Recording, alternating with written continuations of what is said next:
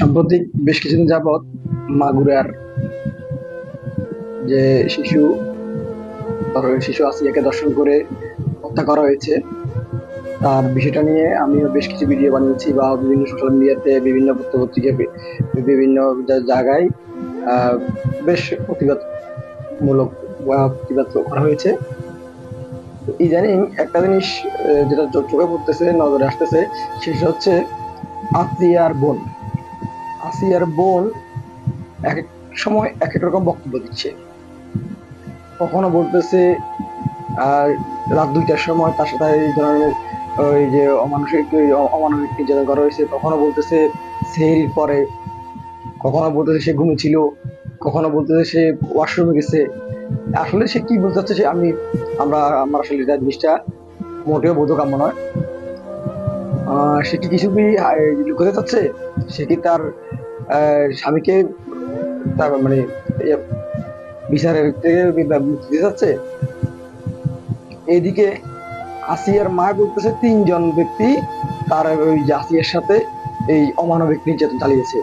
আসিয়ার বোনের জামাই, আসিয়ার বোনের জামাইয়ের ভাই আর শ্বশুর। আসিয়ার বোনের জামাই শ্বশুর, মানে ওই যে ওই অমানুষের বাবা। এখন আমার কথাটা হচ্ছে, ৩টা ব্যক্তি একটা শিশু বাচ্চার সাথে অমানবিক নির্যাতন চালিয়েছে। ওর বোনটা একটু কি টের পায় নাই? ওর বোনটাকে একটু টের পায় নাই? সে তো একে করেছিল। সে তো এটা বলতেছে যে আতিয়া তাদের পাশেই ঘুমাইছিল।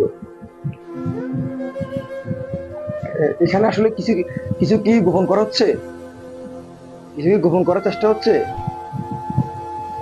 আমি তো আসলে বিষয়টা নিয়ে নিজে একটু সন্দিহান, এবং কি আপনারাও, আশা করি আপনারাও বিষয়টা নিয়ে একটু বিব্রতিকর পরিস্থিতিতে আছেন, আমরা বুঝতেছি।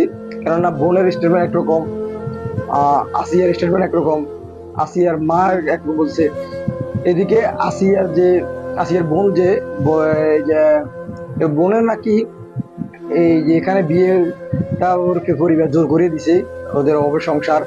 আসিয়ার বাবা দীর্ঘ ৬ মাস যাবৎ পরে প্রতিবন্ধীর মতো পড়ে আছে। তাদের সংসারটা আসিয়ার মামাই চালায়।